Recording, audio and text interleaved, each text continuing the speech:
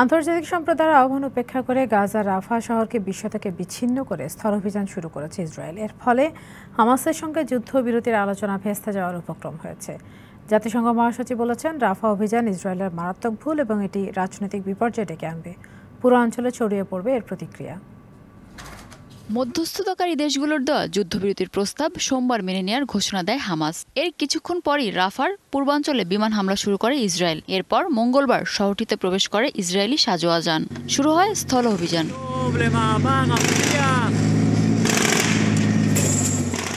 এর আগেই গাজার উত্তর ও মধ্যাঞ্চল থেকে পালিয়ে আসা রাফাতে আশ্রয় নেন অন্তত 10 লাখ মানুষ। স্থল অভিযান শুরুর আগেই শহরটিকে বিশ্ব থেকে পুরোপুরি বিচ্ছিন্ন করে ফেলেছে ইসরায়েলি সেনারা। বের হওয়ার সব পথ বন্ধ করে দেওয়ায় প্রাণ বাঁচাতে নিরাপদ আশ্রয়ের খোঁজে ছুটছে হাজার হাজার মানুষ। এ পর্যন্ত কত মানুষ প্রাণ হারিয়েছে তার হিসাব জানা যাচ্ছে না।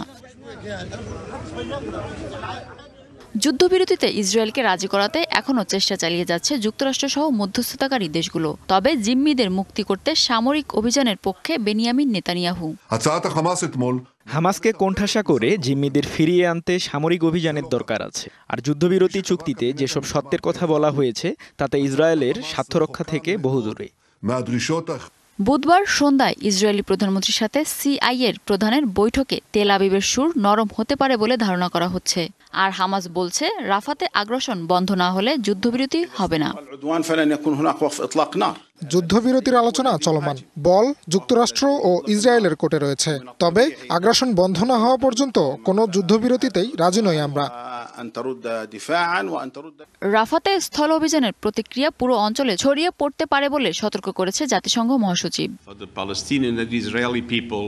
রাফা হতে ইসরায়েলের অভিযান মারাত্মক ভুল, একই সঙ্গে রাজনৈতিক বিপর্যয় ডেকে আনবে। পুরো অঞ্চলে এর প্রতিক্রিয়া ছড়িয়ে পড়তে পারে। ক্রসিং বন্ধ রাখায় ভয়াবহ পরিস্থিতিতে পড়তে যাচ্ছে গাজাবাসী। তাই অবিলম্বে যুদ্ধবিরতি কার্যকর করতে আন্তর্জাতিক সম্প্রদায়কে দুই পক্ষকেই চাপ দেওয়ার আহ্বান জানাচ্ছে।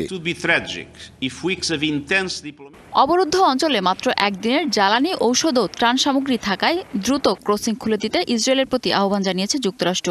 সেই সাথে গত এক সপ্তাহে তেল আবিবে বোমার একটি চালান পাঠানো স্থগিত করেছে দেশটি। মিনা ফেরদাউস, ডিবিসি নিউজ ডেস্ক।